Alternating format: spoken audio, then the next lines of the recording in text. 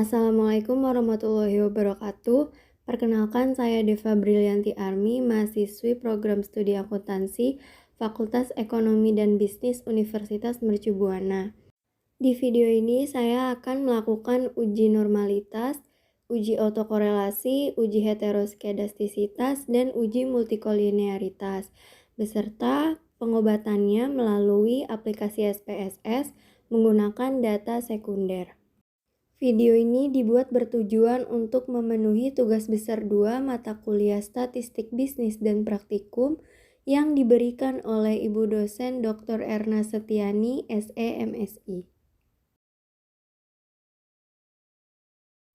Berikut adalah data yang akan digunakan untuk melakukan uji normalitas sekaligus pengobatannya.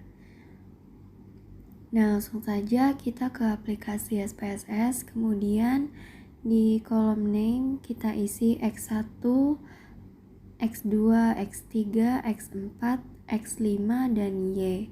Kemudian pada kolom desimal kita ubah angkanya menjadi 0.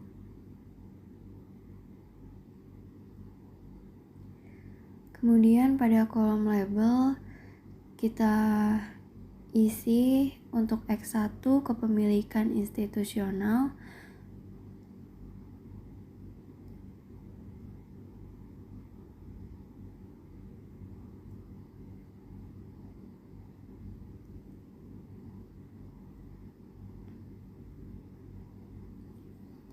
untuk X2 kepemilikan manajerial, kemudian untuk X3 komisaris independen,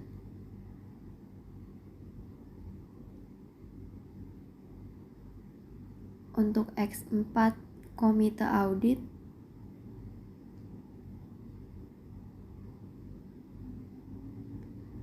untuk X5 kualitas laba, dan yang terakhir untuk Y itu nilai perusahaan.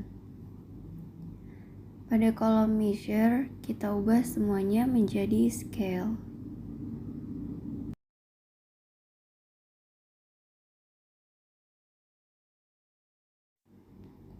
Kalau sudah, kita ke data view dan tampilannya seperti ini. X1 sampai X5 dan Y, kemudian kita ke Excel kembali dan kita copy semua data di sini, kemudian kita paste ke SPSS, ke data view. Langkah selanjutnya kita klik analyze, kemudian regression dan linear.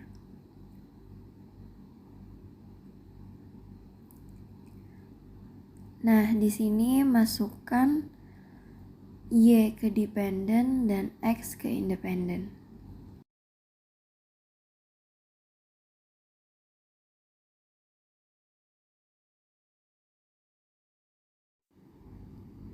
Kemudian kita klik statistik dan beri tanda checklist pada deskriptif, collinearity diagnostics, Durbin-Watson, dan case-wise diagnostics. Kemudian klik continue. Selanjutnya kita klik plots. Kemudian kita pindahkan ini ke X dan yang ini ke Y. Lalu beri tanda checklist pada histogram dan normal probability plot. Kemudian klik continue. Lalu klik save. Dan beri checklist pada residuals unstandardized. Klik continue dan OK. Nah, selanjutnya untuk melakukan uji normalitas, kita klik analyze, non-parametric test, kemudian legacy dialogues, dan one sample Kolmogorov-Smirnov. Kemudian masukkan unstandardized ke test variable list. Lalu klik OK.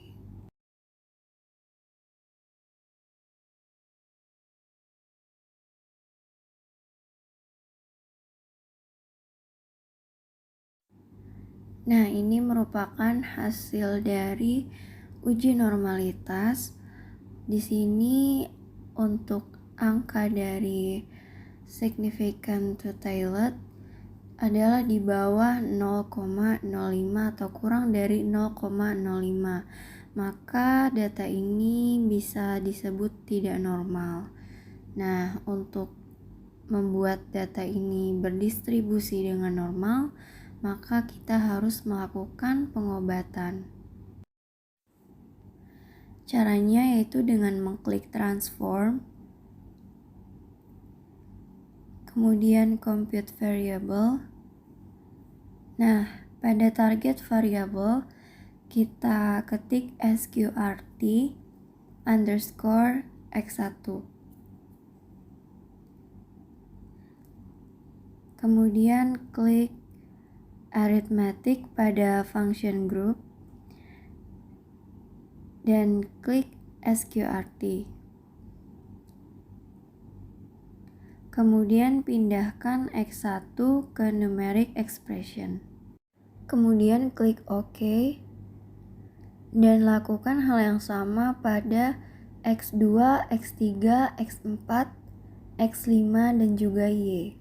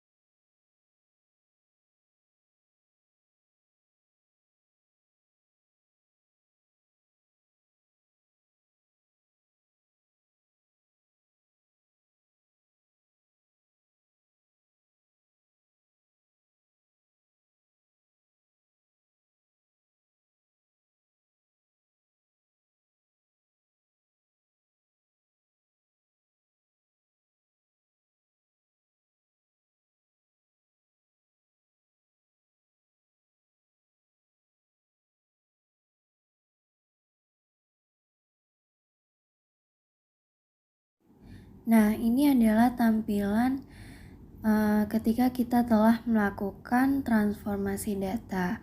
Selanjutnya kita akan membuktikan apakah data ini telah berdistribusi normal atau tidak dengan melakukan uji kembali, yaitu dengan mengklik analyze, regression, dan linear.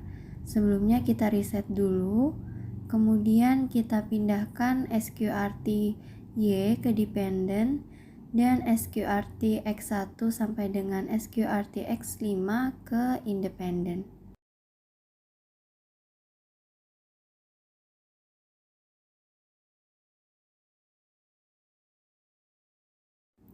Selanjutnya klik save dan beri checklist pada residuals unstandardized. Klik continue dan klik OK.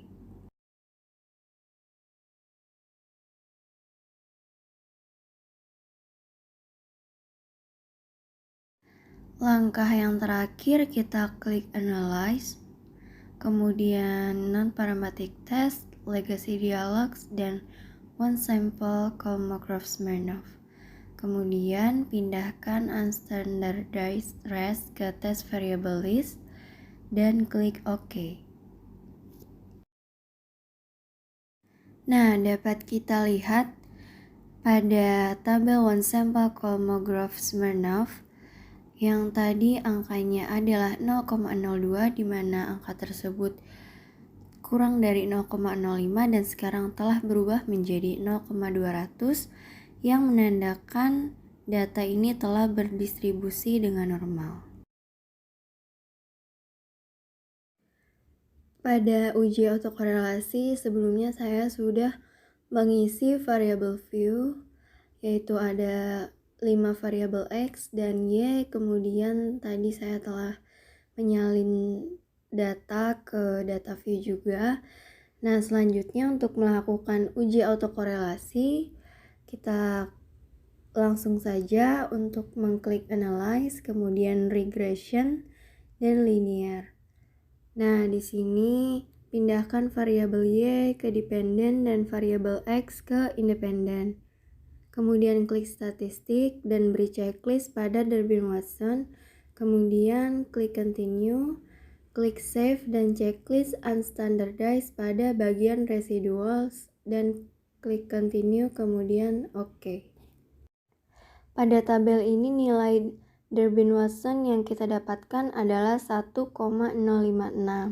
Nah, sekarang kita ke tabel Durbin-Watson untuk melihat nilai DL dan DU yang seharusnya. Nah, kemudian perhatikan pada data yang ke-31 karena kita memiliki 31 data. Dan nilai DL-nya yaitu di K5 1,0904 dan nilai DU adalah 1,8252. Mengapa kita melihat di K5? Karena kita menggunakan X1 sampai dengan X5, yaitu ada 5 variabel. Nah, maka dapat disimpulkan bahwa nilai Durbin-Watson lebih kecil dari nilai DL dan DU yang berarti terjadi autokorelasi. Kemudian kita dapat melakukan pengobatan menggunakan metode Cochrane-Olcott untuk menaikkan nilai Durbin-Watson dengan mengklik transform kemudian compute variable. Di sini ketik lag rest pada target variable dan klik all pada function group. Kemudian klik lag 1 pada function and specials variable sebanyak 2 kali dan masukkan unstandardized ke numeric expression. Kemudian klik OK. Nah, kembali ke data view. Selanjutnya kita klik analyze, regression, dan linear. Kemudian kita reset dan masukkan lag rest ke independent dan unstandardized ke dependent. Kemudian klik OK. Tujuannya adalah untuk mengetahui koefisien korelasinya. Nah, di sini pada tabel koefisien dapat kita perhatikan ada angka 0,247. Nah, ini akan menjadi rumus di metode Cochrane-Olcott. Kemudian kita dapat kembali ke data view. Nah, di sini kita klik transform dan compute variable. Kemudian kita reset terlebih dahulu. Ketik lag underscore x1 di target variable. Nah, pada numeric expression ketik x1 min 0,247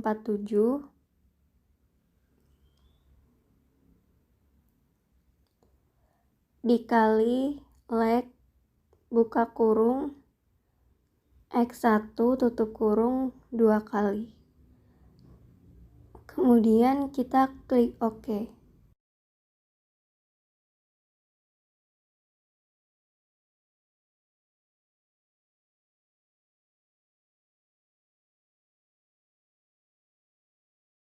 Nah, ini kita abaikan dulu dan lakukan hal seperti tadi sampai dengan variabel Y.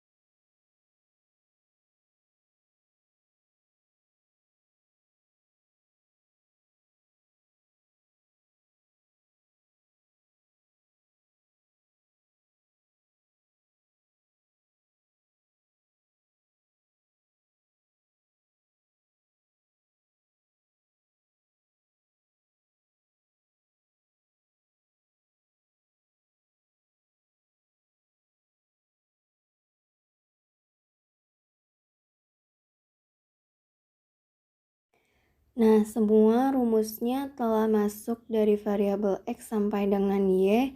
Kemudian kita kembali ke data view dan klik analyze, regression, linear. Kemudian kita reset, masukkan variabel lag Y ke dependent dan variabel lag X ke independent.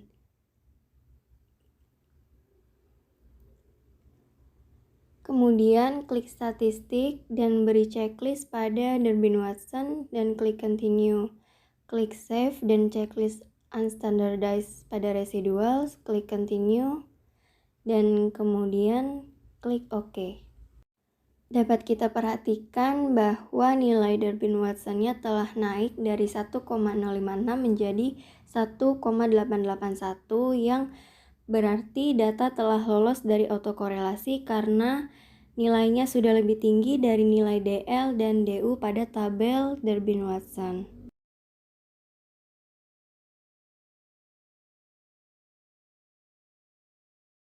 Untuk melakukan uji heteroskedastisitas, yang pertama kita klik Analyze, kemudian pilih Regression, Linear. Nah, di sini Y dipindahkan ke dependent dan X ke independent.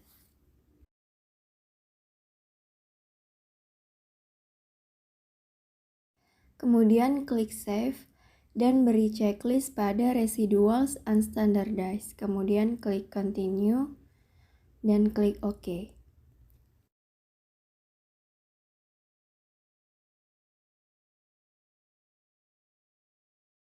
Kembali ke data view dan di sini akan muncul variabel baru yaitu res1. Selanjutnya kita membuat variabel ABS res yang akan kita gunakan untuk uji Glatzer dengan mengklik transform, kemudian compute variable dan ketik ABS pada target variable, klik arithmetic pada function group dan klik 2 kali pada ABS di function and special variable. Kemudian pindahkan unstandardized res ke numeric expression dan klik OK. Kemudian kita melakukan uji kembali dengan mengklik analyze, regression, linear,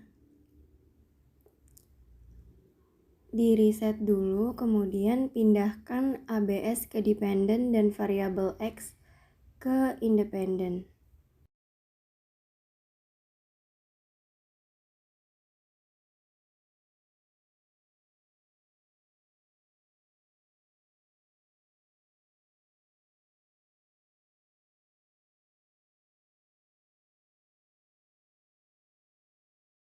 Jika sudah, klik OK.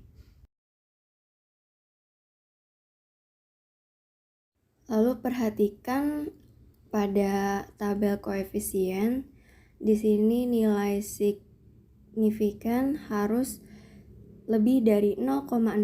Jika kurang dari 0,05 maka terdapat heteroskedastisitas. Seperti yang kita lihat pada tabel ini, nilainya di bawah 0,05, maka harus kita lakukan pengobatan. Kita kembali ke data view, kemudian klik transform,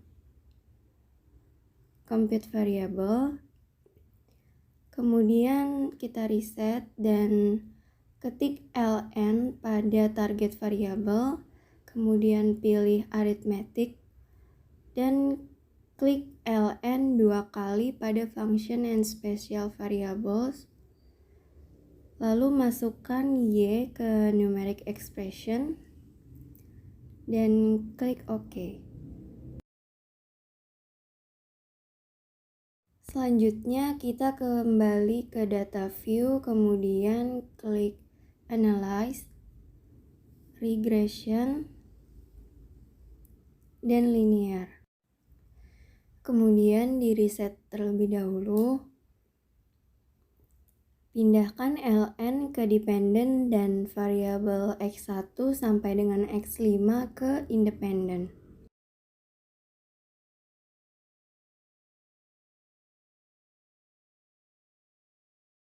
Lalu klik save dan beri checklist pada residuals unstandardized.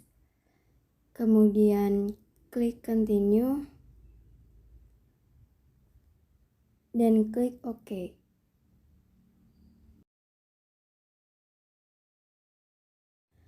Untuk menguji kembali, kita klik transform, kemudian compute variable, lalu di reset terlebih dahulu, kemudian ketik ABS res pada target variable, klik arithmetic pada function group, kemudian pilih ABS, klik 2 kali dan pindahkan unstandardized res ke numeric expression. Kalau sudah, klik OK. Kemudian kembali ke data view.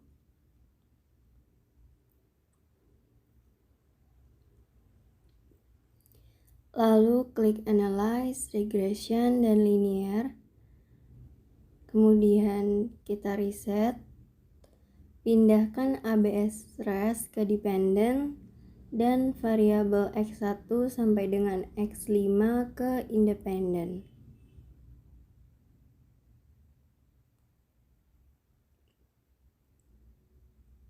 Kemudian klik OK.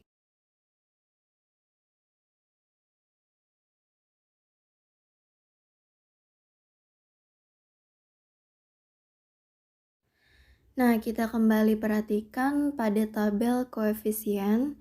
Di sini nilainya telah berubah ya. Yang tadinya nilai signifikan kurang dari 0,05, sekarang sudah di atas atau lebih besar dari 0,05, yang berarti data telah bebas dari heteroskedastisitas. Untuk melakukan uji multikolinearitas, yang pertama adalah mengklik Analyze, kemudian Regression, dan Linear. Masukkan variabel Y ke dependent dan variabel X ke independent. Kemudian, klik Statistik dan beri checklist pada bagian Collinearity Diagnostics dan klik Continue, dan kemudian OK. Nah, ini adalah hasil outputnya. Dapat kita perhatikan, apabila nilai tolerance lebih dari 0,10, maka data bebas dari multikolinearitas. Dan apabila nilai FIF kurang dari 10, maka data juga bebas dari multikolinearitas. Namun di sini pada variabel X4 dapat kita lihat bahwa terdapat multikolinearitas pada data ini. Untuk melakukan pengobatan dapat mengklik transform, kemudian compute variable, dan mengisi target variable dengan mengetik trans_x1.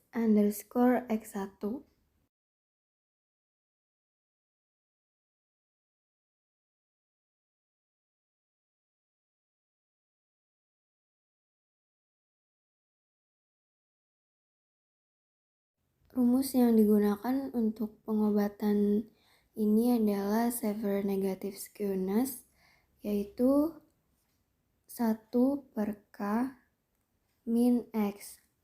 K adalah nilai tertinggi dari data ini, dan X merupakan variabel yang akan dikurangi dengan nilai tertinggi dari data tersebut.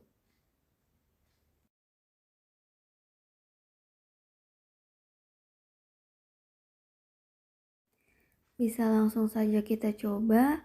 Untuk X1 yaitu data tertingginya adalah 0,69. Kemudian kita klik OK. Kita lakukan hal yang sama terhadap variabel X2, X3, X4, X5, dan juga Y. Untuk variabel X2, data tertingginya adalah 1,77. kemudian klik OK.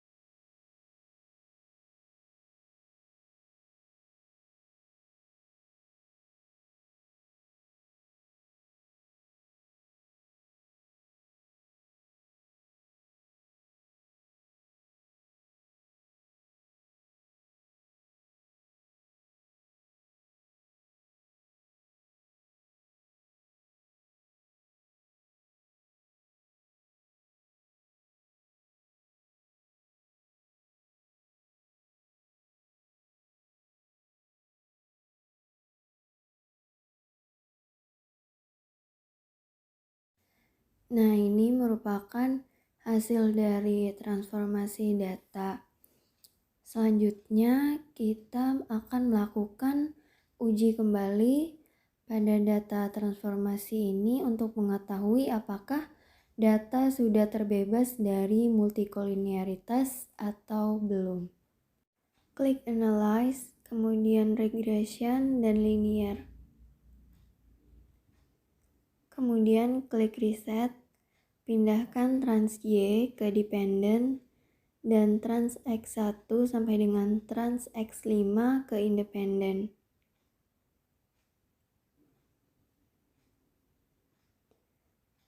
Kemudian klik statistik dan beri checklist pada Collinearity Diagnostics dan klik Continue, klik OK.